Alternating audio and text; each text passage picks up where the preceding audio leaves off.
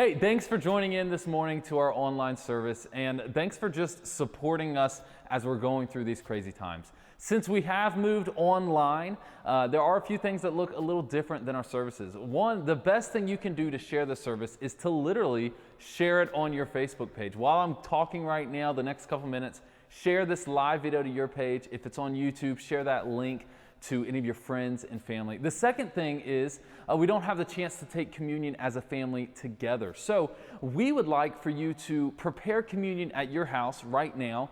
And at the end of the service, we have a time where we will take communion together as a family, but socially distanced. And then the very last thing is we really don't have a good way to give announcements like we do during the service.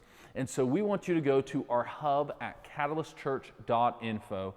There you can find a tab where you can give online, continue to worship through giving, but also a tab called COVID-19, and it's all of the resources that we're putting out, mostly through Facebook, throughout this time of quarantine until we can meet again. So that's catalystchurch.info.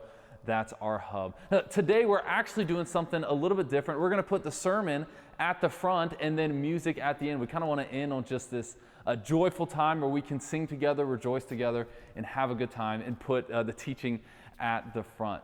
And to make it even more different, you've got me preaching this morning. So we're just going to have a good time today. And I challenge you, as we're going through this service, leave some comments. Let us know you were here. Let us know if you have any questions or any further knowledge you might have that you can add in, and we can all just fellowship together in the comment sections, whether you're on Facebook or on YouTube. Now, something that a lot of people don't know about me is that I spent about 2 years of my childhood in Washington State around Seattle. So it was like preschoolish and kindergarten age. And I can remember out there, I don't have a lot of memories because I was very young at that point, but I can remember living out there and being at recess when I was in kindergarten. Now, at recess in Seattle, I don't know if it's still like this, but it rains a lot there. And because of that, a lot of the playgrounds have canopies over them or tents over them because of the rain, so they continue to have recess even when it rains. And I can remember standing in line on a basketball court at the end of recess. You got to line up, ready to go back into your classroom. And I can remember I must have been in the back of the line because there was one person behind me. And I can remember it was a guy. I say guy, of course he's in kindergarten. It was this kid that kept on picking on my name. Right now, as an adult, I'm cool. I can deal with this. But as a kindergartner, you don't pick on my name, right? Nobody wants their name to be picked on as a little kid, am I right? And so I can remember turning around, and the thing he said was that Evan is a girl name. Hold up. My name is not a girl name. You better believe it. Them are fighting words for a kindergartner. So I can remember turning around, looking that kid in the eyes, and with just the most action and just most insane amount of strength I had, I pushed that kid and he fell behind him on the chain link fence that was back there. Now, obviously, looking back on it, it probably wasn't as cool as it actually was. But as soon as I pushed him down, he fell. Everyone was okay, but then I remember our teacher calling our names. And so at the end of the recess, as all the kids are going back in the classroom, me and this other kid are being escorted to, that's right, the principal's office. And I can remember so vividly, I don't have a lot of memories from back then, but I can remember so vividly sitting in the little waiting area outside of the principal's office, waiting to see what would happen. Now, what I do remember from living in Washington is that I did get in trouble a lot. And I believe me and the principal were probably pretty close with as many times I had to go to his office. And I can remember getting a spanking with a wooden paddle, right? That doesn't happen anymore. I can remember doing laps around the school, having to walk around the school as a kindergartner doing laps. But I can also remember my mom taught at that school. And that was definitely one of the punishments, was having my mom called to the principal's office for me to get in trouble. And I can just remember sitting there as a little kid, not knowing what was going to happen. Was I going to get spanked? Was I going to have to walk laps? Was my mom going to call? Was I going to be expelled? Would I never, ever be in school ever again? These were the thoughts going through my head, and all I could do was just sit and wait. And looking back on it, yeah, that's such a trivial part of my life, and it's so silly to think about. But if I think about it today as an adult, it's a little bit scarier, right? There are times where I sit not knowing what's going to happen, but knowing something bad is coming up. Or maybe it's like a sin that I've been dealing with, and I know the consequences of that sin are finally coming up to get me, and all I have to do is just wait for it. And you never know how bad it's going to be. And I know I'm not the only one who feels that, right? I think everyone watching, no matter where you are, no matter how old you are, we've probably all felt at some point in our life this helplessness or this uneasiness, if you will, of just waiting to see what's going to happen, right? Like there's a storm approaching and all we can do is just sit there. I can remember growing up also there being hurricanes coming where I lived. And I can remember sitting on our porch sometimes and just seeing how bad it's going to be. And as a kid, it was cool to watch, but as an adult, we prepare hardcore for storms coming. And we never know exactly how bad they're going to be. Well, we all can experience that, and it's not a new feeling for the 21st century. In fact, I know a guy in the Bible named Jacob who probably felt that to an extreme at one point in his life. And Jacob was one of the founding fathers of our faith, but that does not mean that he did not struggle like we do today. And so today we're going to jump into the Bible and we're going to talk about Jacob at one of his lowest points in his life. And we're going to figure out, what do we do when we feel that uneasiness? What do we do when we feel helpless, when we feel hopeless? How do we cling on to the hope that God gives us when we're waiting for the storm to come? So let's talk about Jacob. Now, I said Jacob was one of our founding fathers of our faith. And by that, I mean his father was Isaac and his father was Abraham. Now, Abraham was the first one that was really called by God to start the nation of Israel, to start that whole religious movement that was going on. So Jacob was third in line. Abraham, Isaac, Jacob. Now, Jacob was born with his twin brother Esau. In Jacob's entire life, he was always grasping for something better. A lot of people know him as a con man or a con artist. He was a man that was full of deceit to get himself ahead. In fact, he was so much of a con man that he even tricked his own brother, who was the older of the twins. He tricked his own brother Esau into giving him his birthright, to giving his inheritance, right? Jacob tricked his brother out of a lot of wealth, out of a lot of honor, and out of a lot of prestige. And in doing that, of course, his brother got mad, and Jacob had to run away from home. While Jacob was away, he ran to his uncle's house, his mom's brothers. And while there, he married his wife and her sister and had a few like maids and servants that gave him a lot of children, right? But at some point, him and his uncle got into a disagreement, and Jacob once again used deceitfulness, used con to get ahead and gain wealth from that. Jacob's entire life, his entire wealth is built from conning people, from getting ahead by grasping at it almost unfairly. Well, of course, if you con someone, that went bad. That whole scenario did not go as well as he would hope it would. And one night, Jacob gets a dream from God. And God tells him, Jacob, go back to your home. Now, this is years. He has 11 sons by now. He has a wife. He's been working at least 14 years for his uncle. So this is a very long time. And God says, Jacob, go back to your homeland. This is where you should be. And he promises, Jacob, I will be with you when you go back. I will make sure you're safe. I will make sure that you are prepared for whatever is coming back in your home. Now, I don't know about you, but if I was Jacob, I would still be scared to death. The last thing he heard from his brother Esau is that he was going to kill him, right? And he conned him out of so much, tricked him out of so much, that you probably are inclined to believe him. Like Jacob probably changed the entire future of Esau by not getting his father's blessing, by not getting his father's the birthright. He probably missed out on a lot in his future and was not as wealthy as he could have been. So you can imagine Jacob is scared to death when God calls him to go back to his home. Well, Jacob, of course, listens to God because that's what you do when God brings a dream to you, right? Jacob listens to him. He gets his family, his cattle, everyone he has. He's grown so large since he ran away from home. So much family, so much wealth, so much cattle, and he starts the trek back. Now, he's preparing. He's a smart guy, right? Like we said earlier, Jacob is preparing for his journey home. And he sends men ahead of him, some of his servants, with a lot of cattle, which equates to wealth in that day. And he sends it back and meets Esau in his homeland. And these servants come back empty-handed and tell Jacob, he took the gifts, but he's coming here to meet you with 400 men. Now, right then, my stomach just drops thinking about that, right? Like you're already nervous about going home. You're scared about what might happen when you meet your brother again. And the first thing you hear is that he's coming to see you with 400 men. That's an army.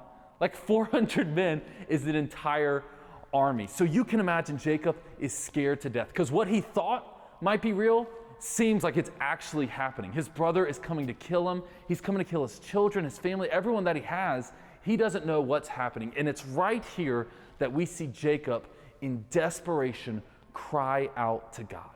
And we're going to see that in Genesis 32, this prayer, this conversation that Jacob has with God. Genesis 32, 9 through 12. Then Jacob prayed, "O God of my father Abraham, God of my father Isaac, Lord, you who said to me, 'Go back to your country and your relatives, and I will make you prosper.' I am unworthy of all the kindness and faithfulness you have shown your servant. I had only my staff when I crossed this Jordan, but now I have become two camps. Save me, I pray, from the hand of my brother Esau, for I am afraid he will come and attack me, and also the mothers with their children. But you have said, I will surely make you prosper and will make your descendants like the sand of the sea, which cannot be counted." And in his desperation, he cries out to God. And you know what happens next? God shows up. Like God shows up big time. Like in person, God is there to almost respond to Jacob's prayer. Let's check that out in verses 22. That night, Jacob got up and took his 2 wives, his 2 female servants, and his 11 sons and crossed the ford of the Jabbok. After he had sent them across the stream, he sent over all his possessions. So Jacob was left alone. And a man wrestled with him until daybreak. When the man saw that he could not overpower him, he touched the socket of Jacob's hip, so that his hip was wrenched as he wrestled with the man. Then the man said, "Let me go, for it is daybreak." But Jacob replied, "I will not let you go unless you bless me." The man asked him, "What is your name?" "Jacob," he answered.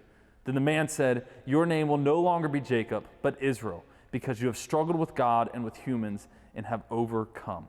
Jacob said, "Please tell me your name." But he replied, "Why do you ask my name?" Then he blessed them there. So Jacob called the place Peniel, saying, "It is because I saw God face to face, and yet my life was spared." Now, we aren't exactly sure what this was. Was it God embodying himself as a person? Was it God sending an angel? Some theologians even believe that maybe this was Jesus himself coming down. But the point is, none of that matters. The point is, God wanted to intervene so much that he sent his spiritualness, his spiritual power down in fleshly form, left the spiritual, came into the natural, and then wrestled with Jacob. I mean, that's crazy. I talk about this all the time with our youth group. Sometimes we read the Bible and we just pass over stuff and just think, oh, that's kind of normal. But no, it's not. This is a real thing that happened. God came down and wrestled with Jacob. And so we want to figure out, why did God show up? Why did he choose to show up and confront Jacob at this time? And so to figure out why God shows up, we have to ask ourselves a few questions. First, we have to figure out when. When did God show up? And then we have to ask ourselves how. What did God do in showing up? And then the last question would be, what happened after he showed up? And if we can figure those 3 things out, when, how, and then what happened after, then we can really figure out why God decided to show up, and then figure out why God shows up in our lives, or how he shows up, or when he shows up. So let's talk about when. We just admitted God showed up when Jacob was at an extremely low point. He was coming back home, his brother was coming with 400 men to what seemed like attack him, and Jacob stuck, just like me in that principal's office, just stuck there waiting until the consequences of his actions come. He could only plan but so much. He split his camps up, sent some wives that way, sent some cattle that way. But at the end of the day, he just had to wait to see what would happen. And I imagine in his head, he's thinking, this is my fault. From what I did as a foolish kid, as so young, has now caught up to me, and I'm going to die. And my children and my cattle and my wives are going to die because I did this. And there's a lot of times where we might be sitting in that same place where my world's falling apart. My family's falling apart. My kids are a mess. My relationship with my wife is a mess, and it's all my fault because of decisions I made. But that is exactly when God decided to show up. That is exactly when God decided to take action and to confront Jacob on what was going on with his life. Well, the next question we have to ask is how? How did God show up? In the Bible, we see God show up as angels announcing Jesus' birth, or he shows up in dreams, which Jacob's already experienced a few times, or he shows up in various ways. But right now, how did God show up? As a man ready to wrestle, right? Like, we've never seen this anywhere else in the Bible. God shows up in a man form, ready to wrestle with Jacob, and not just wrestle, but wrestle throughout the entire night. Now, here's what's interesting to me. God could have shown up in a few different ways. If he wanted to have a conversation with Jacob, God could have been in the wilderness with him and had a table set up with a cup of tea, right? Like, God could have just been like, sit down, Jacob, let's talk for a little bit. Or maybe he could have prepared dinner, like when he rebuked Peter, like we talked about 2 weeks ago. When he talked to Peter, he had fish cooking over the fire, ready to talk to Peter with a walk down the shore. That's a lot more peaceful than wrestling. So why did God choose to wrestle with Jacob? And I think it's important that we ask why he did that. And what's even crazier to me is it seems like God is almost holding back. It says at one point that when the man realized he could not prevail over Jacob, he just poked his hip and his hip came out of place. Like, God was holding back. Like, at first when I was reading this, I imagined two brothers fighting, right? Like, just pinning him down and just getting ready to spit on him and no, please no. But now, when I read it again, I just imagine a dad wrestling with his son who's refusing to let go, and the dad, all he's got to do is just bink, and he's done, And God, or this man, touches his hip, just pokes at it, almost points at it, and Jacob's hip goes out of place.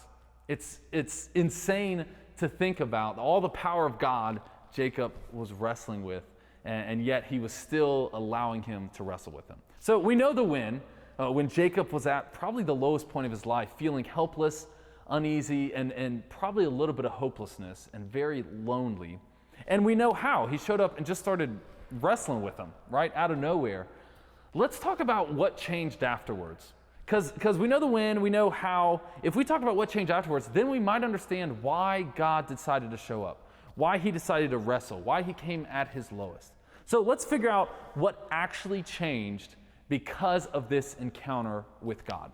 Right? The first thing we see that's so noticeable that sticks with him the rest of his life is his name was changed.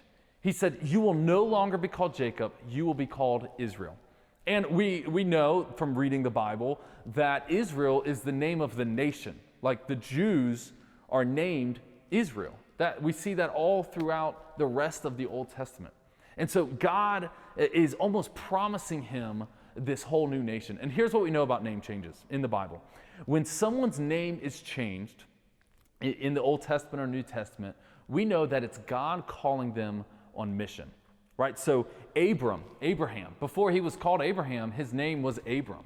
And then God called him, said, "You'll no longer be Abram, you'll be Abraham. Your wife will not be Sarai, it'll be Sarah." He's calling them on mission to start this nation, to get it started. We also know Peter. His name was actually Simon, and there's an encounter in the Bible where Jesus says, "You are no longer Simon, but you are Cephas, you are Peter, you are the rock." Right? And there's all throughout the Bible, there's these name changes occurring, and we know that whenever that happens, God is calling them on mission. And so right off the bat, we see Jacob can understand God is calling him on the same mission that he called his grandfather, Abraham. Right? "I'm changing your name. You are now on mission for me." Another change that we see comes actually in the next chapter. So after all this, Jacob goes to meet Esau. I'm thinking a little bit more boldly, with a limp, of course. And Jacob goes to meet Esau, and we find out instead of coming to kill Jacob, Esau was coming to reunite with him, to reignite their brotherhood and be family again. And Jacob is so relieved, and they talked, and there's some weird stuff going on. Read it in Genesis 33. But at the end of it, Esau leaves, and Jacob decides to go another direction. But before he does that, he creates an altar, and he calls the altar El Elohi Israel, which means God, the God of Israel. And so that seems pretty commonplace. People created altars in the Old Testament where they would burn incense to God, and they would name them stuff. They would name them after anything important that happened in that area. Here's what's really interesting about that. This is the first time we ever see the Old Testament claim God as the God of Jacob, right? So Jacob, he says it's the God of Israel. He's not talking about the nation. He's talking about himself. When he creates this altar, he's saying, you are my God. Like I am yours. You are the God of me. And that's interesting because every other time we see God being claimed, it's never about him. All throughout the Old Testament, you'll see this if you do some kind of reading plan through the Old Testament, or you go through it, you will see this person and the God of Abraham and the God of Isaac and the God of Jacob. That all occurs throughout the Old Testament, but we never see the God of Israel until right at this moment. And so here's what I think.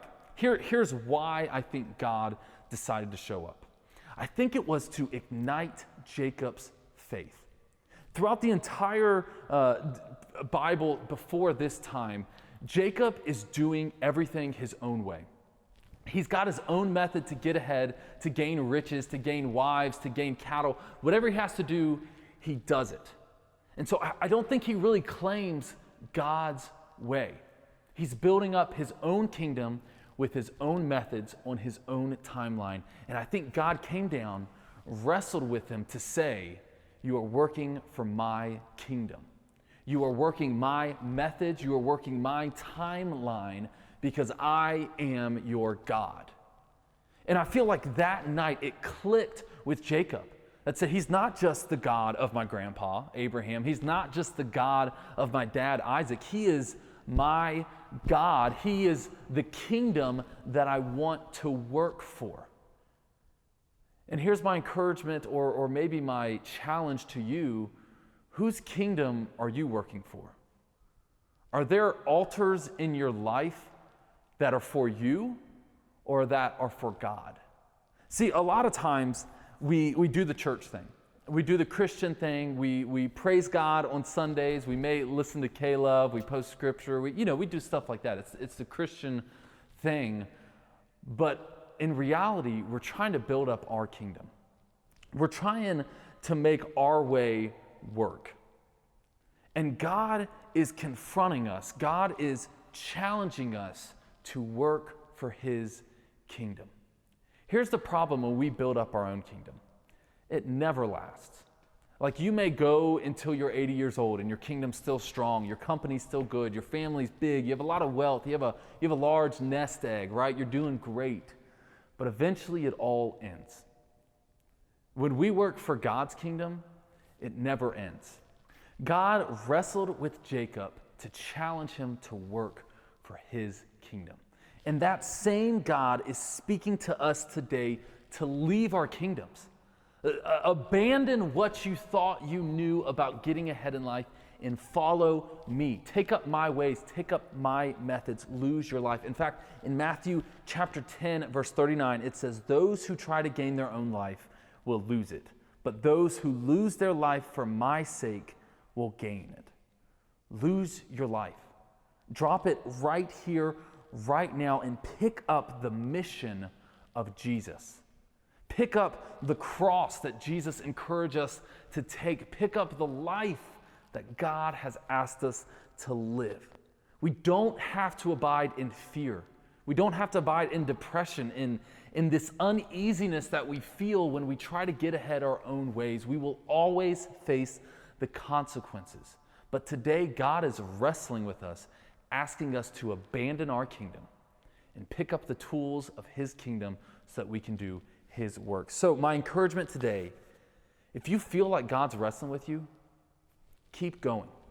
Keep pushing, keep asking questions, keep looking into that doubt that you might have, and I guarantee you, you will find on the other side a faith that is on fire, a faith that is ready to push you, a zeal that will get you through what you're going through. God is wrestling with us right now. What are we choosing to do with that? I hope you guys stick around. We're actually going to have worship where our band recorded a few songs a couple weeks ago. But before we do that, we really want to go into a time of communion. We believe that every time we meet together, whether it's digital or whether it's in person, that God has asked us to remember him through a time of communion. And it may seem weird, it may seem kind of out of place and a little odd, but we believe that during this time, we can ask God not just for forgiveness, but we can ask him for more joy, for more gratitude, for more thanksgiving. And so if you'll take that bread or cracker or stale pizza, whatever you have, and that juice or water, whatever it is, we want to take communion right now. And I don't have it with me, I'm sorry, but if we take that cracker or the bread and we take it, God said on the night that he was betrayed, he took the bread, passed it out to his disciples, and he said, "Eat this in remembrance of my body that was beaten and bruised for you." And so we take that bread. And he also took wine, or we have juice or whatever you have, and he said, "Drink this in remembrance of the blood that was shed for you."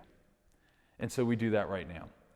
And as we take that, we don't take it with shame or guilt, but we take it with a sense of gratitude, that we don't look on the past of what we were, but we look on the future of what God has allowed us to be.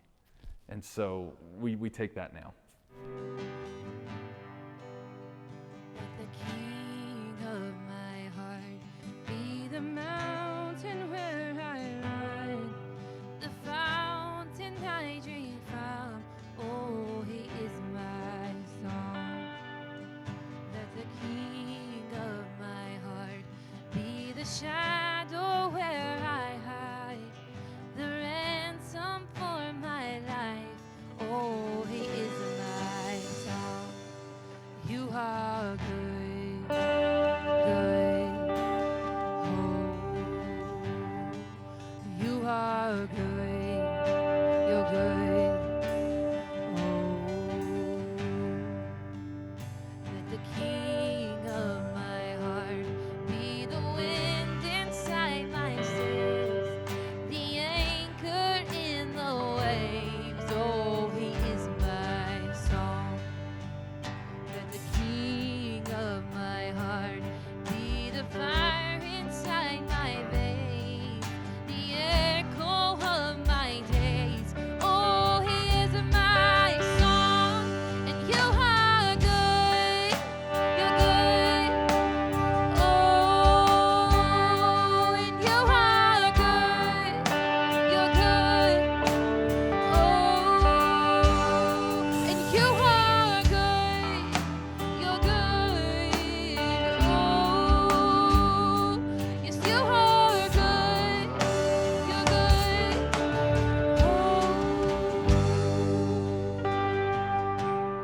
You're never gonna let me down.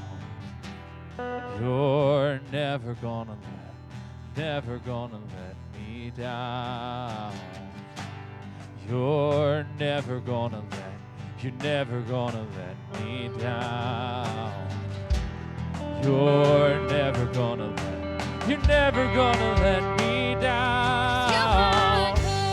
You're never gonna let me down. You're never gonna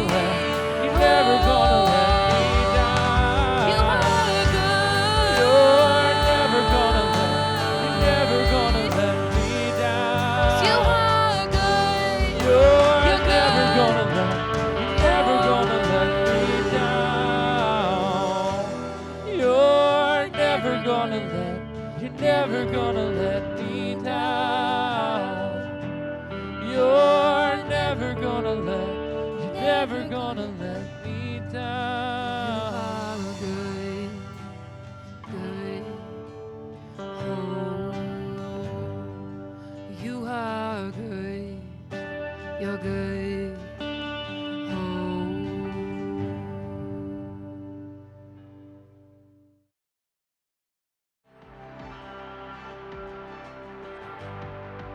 the darkness fades into new beginnings as we lift our eyes to a hope beyond.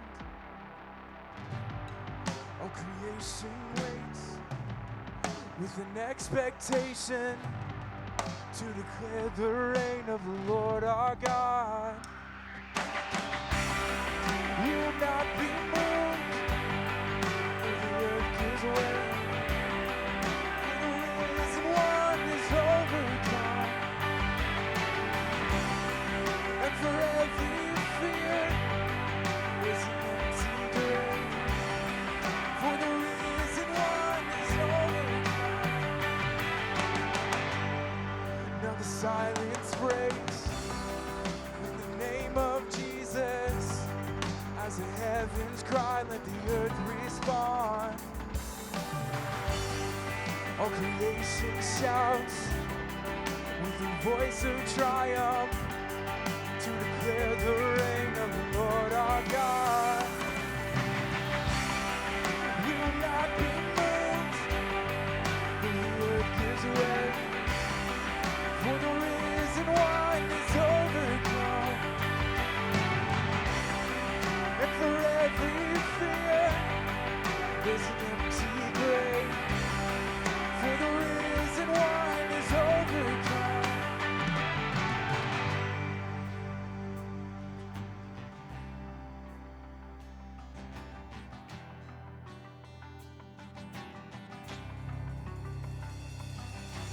He shall reign forever. Strongholds now surrender, for the Lord our God is overcome.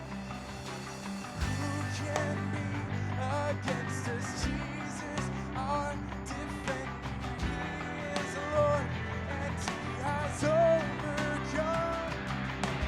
He shall reign forever. Strongholds now surrender, for the Lord our God is overcome. Who can be against us? Jesus, our defender. He is Lord, and He has overcome. We will not be moved, for the earth gives way, for the risen one is overcome. And for every fear is an empty grave, for the risen one is overcome. We will not be moved when the earth gives way, for the risen one is overcome. And for every fear there's an empty grave, for the risen one is overcome.